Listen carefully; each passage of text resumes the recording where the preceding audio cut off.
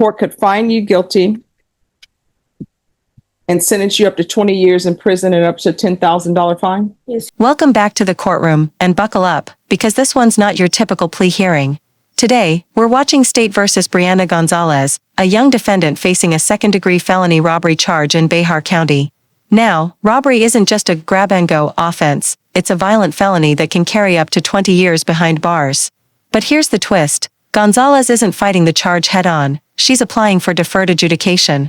A legal lifeline that could let her avoid a conviction if she stays clean. The courtroom energy feels calm. But make no mistake, what's being decided here can define the rest of her life.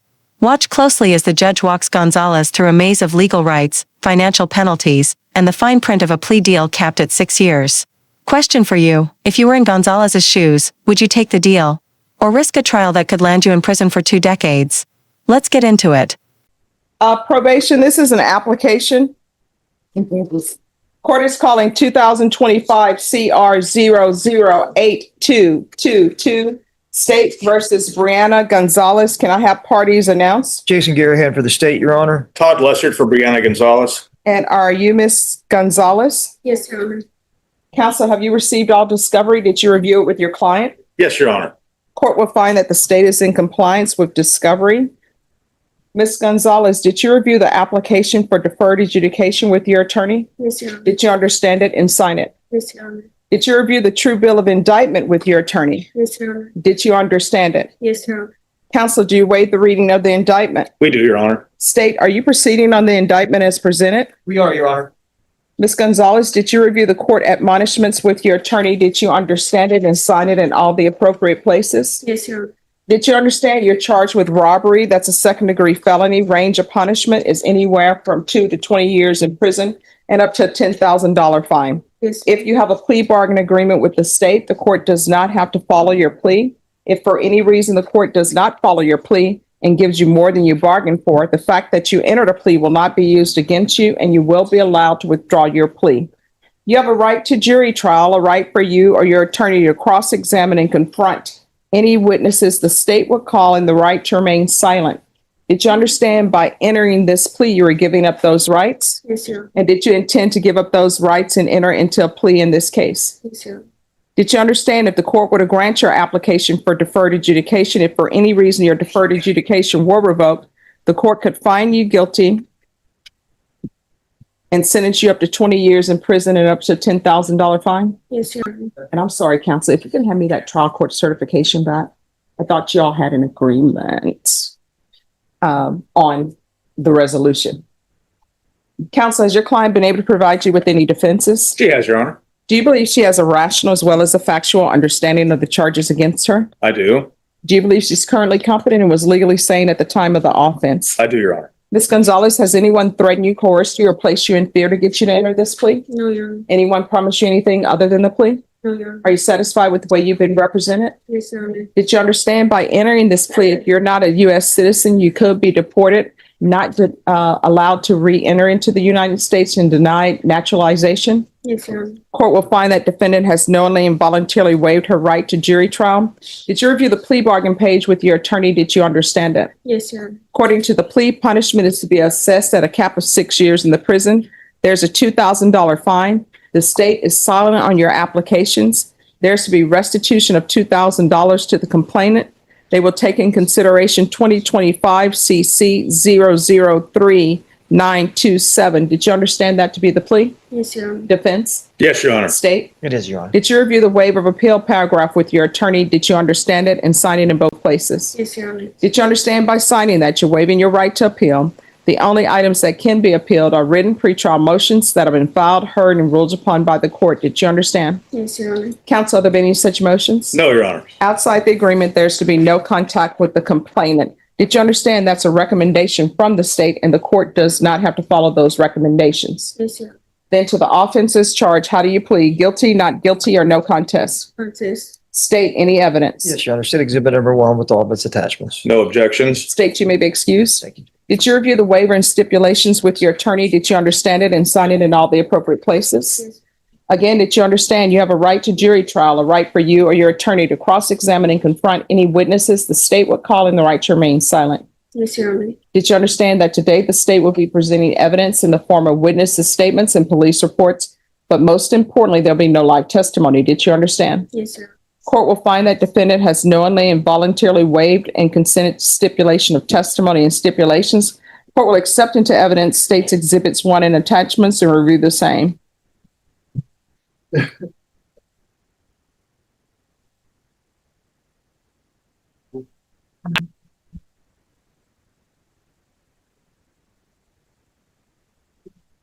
All right, after reviewing states exhibits 1 and attachments, the court will find there is sufficient evidence to find you guilty. Court will defer finding of guilt as you've applied for deferred adjudication. Counsel, it's for a PSI and a TAP. It's Yeah. about 8 to 12 weeks. If you Right. want to wait for that, you can. Or if you would like to just present whatever witnesses you want to present and come back in a shorter time, we can do that as well. I think that would be preferable, Your Honor. She's enrolled in a high school. Here's where things get real. Up until now, everything's been procedural, legal boxes checked, rights waived, and signatures confirmed. But this moment, right here, is the turning point. The state introduces Exhibit 1, the full case file with police reports and witness statements. No live testimony, no emotional outbursts, just paper evidence and cold facts. For many defendants, this is both a blessing and a curse. On one hand, it avoids the emotional weight of facing victims in person.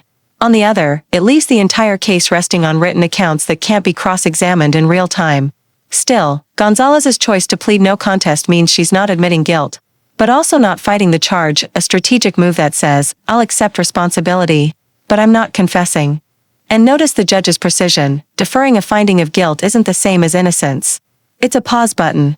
One wrong move during probation, and that deferment vanishes, replaced by a conviction and a prison term up to 20 years. What do you think? Is deferred adjudication a fair second chance or just a ticking time bomb waiting to go off? And she also has a job waiting for her, and so we're trying to get this behind her as quickly as possible. All right. So then I'm going to be gone next week. And then the following week, I will be serving jury duty. So I can bring you back that second week, but Judge Angelini will be hearing it, or either I can bring you back to the third week and I will hear it. Let's do second week's fine, Judge. No offense to you, Angelina. No, But that's- the quicker the better. All right. Yeah. Ms. Ferguson, Yes, sir. next week. Number 8.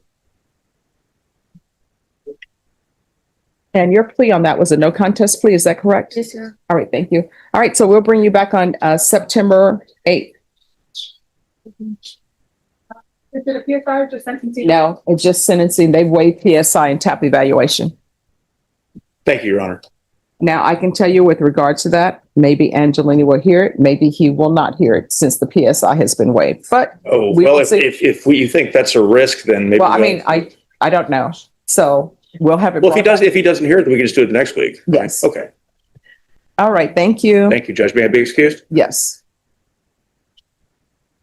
All right. Gustavo Jimenez. Yesterday, he didn't appear yesterday, but I didn't know who even was recent today. I don't have no copy. Hello, Mr. Jimenez. Morning, Good morning. How are you doing? good. How are you? Oh, I'm doing great. So your attorney filed a motion. The court has signed it. Oh, great, Judge. The motion for sanity? Yes. Okay. So what I'm going to do, I'm going to reset you for 45 days. If the examination comes back before then I'll call you back before then, okay? With regards to the motion your client has filed, because of the type of motion, I can't go forward on this case until that's completed. You understand? All right, I need a 45-day reset. 45 days.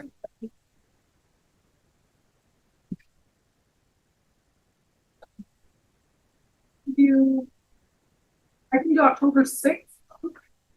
That works for me, Your Honor. All right, so we'll bring you back on October 6th. But again, if your attorney gets information for us sooner, he'll let us know. We'll bring you back sooner.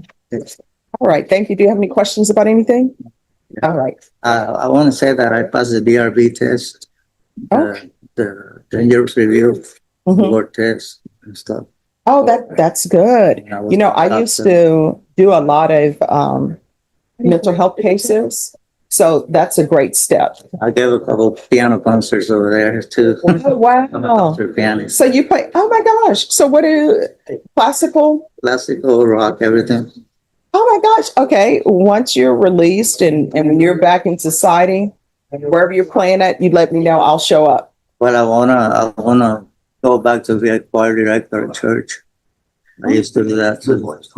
Oh, wow.